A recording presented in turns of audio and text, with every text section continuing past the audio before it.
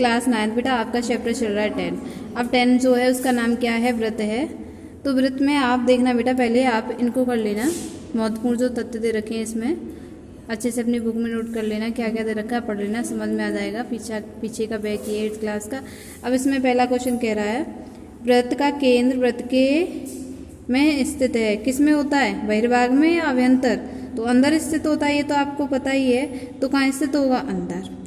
एक बिंदु जिसकी व्रत के केंद्र से दूरी त्रिज्या से अधिक हो व्रत के में स्थित होता है, कहाँ, अंदर व बाहर स्थित होगा, क्योंकि उसके क्या है, एक बिंदु इसकी व्रत के केंद्र से दूरी त्रिज्या से अधिक हो। त्रिज्या से कोई व्रत है ऐसे, ये त्रिज्या होती है इसकी, और बिंदु इस त्रिज्या से अधिक है यहाँ तक, तो बाहर स्थित हुआ नहीं हुआ, ठीक। तो इसमें आएगा वही। व्रत की सबसे बड़ी जीवा व्रत का क्या होती है, व्यास होती है, 8th क्लास में पढ़ रखा है। एक चाप होता है क्या, एक चाप क्या होता है, जब उसके सिरे एक व्यास के सिरे हों, जैसे ऐसे ये और ऐसे करके दे रखा है, क्या होगा, ऐसे ऐसे व्यास के सिरे, व्यास दे रखा है, व्यास टोटल व्यास हो, व्रत है और ये व्यास हो, तो क्या हुआ, अर्धव्रत हो गया, ठीक। अब कह रहा व्रतखंड एक चाप तथा के बीच का भाग होता है, व्रतखंड एक चाप तथा बीच के भाग का क्या होगा, व्रतखंड होगा, ऐसे करके दे रखा है, एक चाप दे रखा है, तो क्या होगा, व्रतखंड कहलाएंगे। क्या कहलाते हैं, व्रतखंड। एक व्रत जिसका तल जिस तल पर स्थित है उसे कितने भागों में, 3 भागों में विभाजित। एक व्रत जिस तल पर स्थित है, एक व्रत जिस तल पर स्थित है उसे भागों में विभक्त किया जा सकता है, तो कितने भागों में, एक व्रत जिस तल पर स्थित है उसे कितने भागों में विभाजित किया जा सकता है, 3।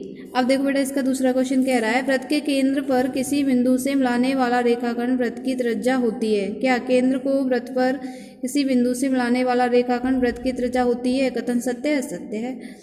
और दूसरा है, एक व्रत में समान लंबाई की परिमिति जिवाएं होती हैं, एक व्रत में समान लंबाई की परिमित जिवाएं होती हैं, कैसा कथन है, असत्य कथन है।